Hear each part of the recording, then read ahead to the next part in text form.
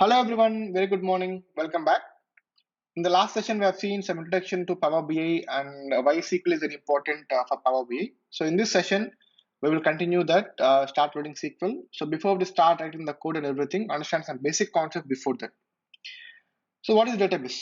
Database, simply we store the data. So we can store data only in database. No, it's not like that. We can store data in different Excel sheets, which is called spreadsheets, Google Sheets, and CSV files. There are many things where we can store data. And databases, yes, we also store data here in the form of tables.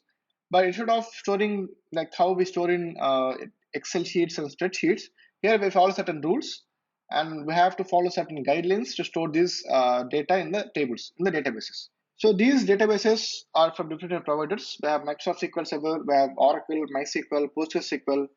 We also have something called Vertica.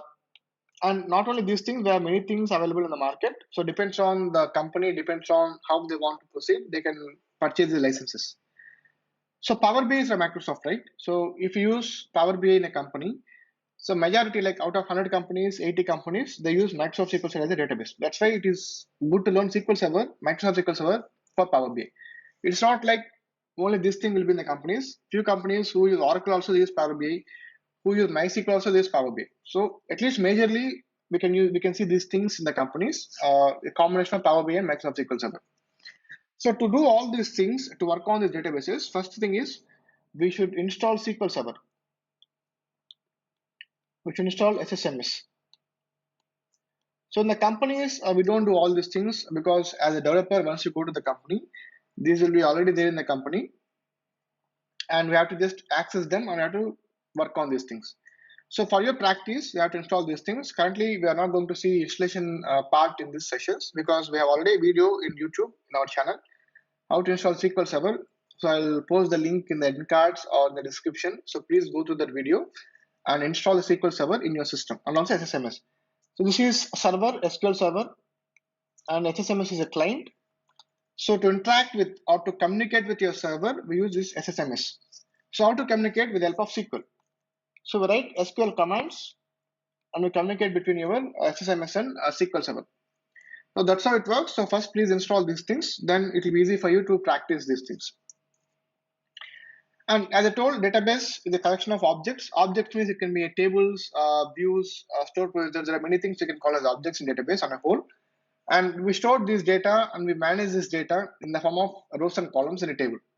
So like how we see the data in the Excel spreadsheet or Google Sheets, like a columns and row format, the same thing we can also see in tables that we can store in the form of rows and columns. Again, in Excel we call them as cells, but yeah, in SQL terminology, we call it as rows and columns.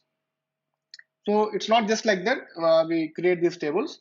We create this with the help of proper relationships. That's why it is called RDBMS, which is Relational Database Management System. So to work on these databases, to create something and to retrieve something, we have to follow these things. These are very important thing, a very basic thing in SQL called DDL, DML, DCL, TQL, DQL. DDL means Data Definition Language. To extract something from database, first we have to proper structure, right? The structure can be defined with this DDL commands. If you want to create something, or if you want to modify something like alter something, or if you want to drop something, drop means just drop like that. And truncate something. Truncate means removing everything from a table. So all this is with DDL commands. So these are all SQL commands. There is no coding like Java and other languages. It's just SQL commands. So if you know SQL commands, it will be easy for you to work on these things. If you don't know, you can also learn very easily. And DML, which is data manipulation language. So first we create database, then in the database we create the tables.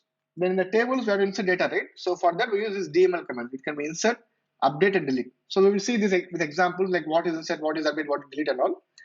So next thing is DCL, which is data control language. So once you join the company, so you need to access these tables, right? So DB are the people who provide you access. They can grant access, they can revoke access, all these things they will take it. And TCL, which is transaction control language. So all the DML statements we call as transactions. It can be insert, update, or delete. If you want to control these further, like using commit and the rollback and save point, we use this TCL statements. And I have one more thing called DQL, which is select statement. If you want to retrieve something from databases, we use something called select statement. So out of all these statements, as a developer, we don't use first four. We use only last one, which is select statement. So majorly we have three different type of databases. We have dev database, test database, and production database. Dev means for development purpose. There we can create something, we can drop something whenever you want. Once data in production, production means that's your actual data for your business. So once you're in production database, we will not have access to all these things. We can only select statement, we can write only select statement on top of this database to retrieve something that is called read access we call. Read access means we just read the data in this production database. So I'm explaining these things in Power BI perspective, as a BA perspective. So in the business intelligence, we don't create these things, we just take whatever is existing in your databases. So, but SQL developers, yes, they can work on these DMLs and they can do all these things. But as a BA developer, especially, we can just extract what is there in the database in the tables. So as I told, we have to store data in the table formats in the form of rows and columns. So this is our table. And let's say we have three different columns here, column 1, column 2, column 3. And we have different rows here. We can have multiple rows in the table, different information, right? So let's take example of Aadhaar card. So in Aadhaar card, we go to Aadhaar center, we give all our information, right? We provide our name, date of birth, and address, and which region you are, and your photo, your fingerprints, everything. So they all store these in databases, but they cannot store like that. They have to follow certain rules, which is called data types. So your Aadhaar ID will be in number format. We have only numbers. Your name will be in text format, and your address will be in text format. Your fingerprints and all, it's like a image format. So all these things we can store in different types. That is called data type we call. So in this column we can have the number data. In this column we can have this text data. In this column we can have numeric data. So to define these which kind of data you want to insert in the table, that's called data type. So we have integer types and float and decimal types, text, varchar, nvarchar, and char. All these are types. So depends on data what you are going to store in the table. We have to first define these types. Without these types, we cannot even insert the data. So that we will see in a demo, like what are the types and how can we define all these things. And sometimes you want to insert some currency types, you can use money or currency types. And nvarchar types we have. And if you want to store some images, we have image types and var binaries. So these are unstructured data and boolean like true or false. All these things we have to follow when you insert data in a table. And we have a few more things also, not just these things, but I'm just giving a few examples to make you understand. So before we create all these things in a database in SQL Server, we have something called system databases. So by default, depends on the product you're using. It can be Microsoft SQL Server or Oracle or PostgreSQL. They have the system database, but these are from Microsoft SQL Server. So for Oracle, it may be different, and Postgres it may be different. So we have majorly four things. One is master database, other one is model database, MSDB, and TempDB. So these are all four which comes by default when you install SQL Server. So master database means it will store all SQL configuration. It stores all metadata of all the database objects. So whatever you do in this SQL Server, everything will be stored in this master database. All the configuration behind those things, it will be stored here. So it will be acting as a heart of your database, which is very important. We have one more thing called model database, which is like acting as a template. So if you want to create some new database in your, which is called user-defined database, we call it. So these are all system databases. So what we create is user-defined. So I want to create my own database and I want to store my data for my business. That's called user-defined database. So for those databases, it will be acting as a model database, which is like a template. So whatever you create, it will be acting as a template behind the scenes. MSDB means like in database, we will not see just the tables and rows and columns. We also do something called jobs. We run the jobs and we do some backups and replication. All these things DBA will take care. So all the information we can see in this section, MSDB. Sometimes we also run SSIS packages. I mean the jobs, SSIS jobs. All these things we can store in this one. By default, it will be stored here. And temp database. So sometimes we create temporary tables for operations in SQL. So all the temporary tables will be stored in temporary database. So these four are by default when we install SQL Server. And majorly in database, we have two different things. One is OLTP, other one is OLAP. In the simple term, we call as OLAP.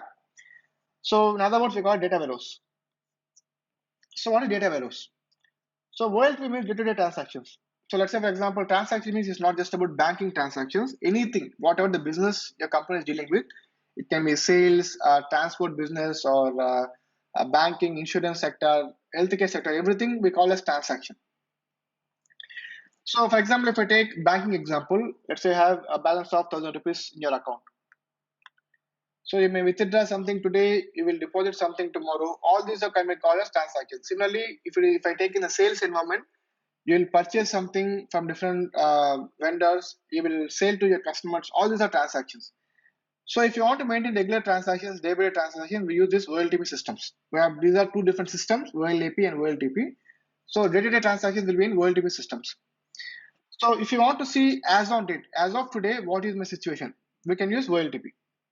But we do reporting for historical analysis. Like for example, okay, as of now I have 1,000 rupees balance. But what was my balance before 2 days, before 1 week, before 10 days, before 1 year, before 2 years? So all this historical data will show in database systems. Data warehouse, we have something called SCDs. We have SCD1, SCD2, SCD3, all these things there. So majorly we go for SCD type 2 to maintain historical transactions in your databases.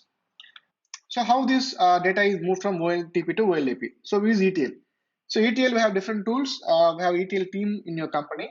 So they will take care of these things. We will not just insert whatever is there in OLTP to OLAP. We have to do some transformations in between. So based on the transformations, we will load to OLAP systems. So all these things we will do after business hours. So after business hours means like once it is complete, the end of the day we call EOD process. So after your business hours are completed, then at the night we'll create some jobs. So this will be automatic jobs based on the time we schedule. These will be running in the backend. And yeah, these things I just want to cover in this video.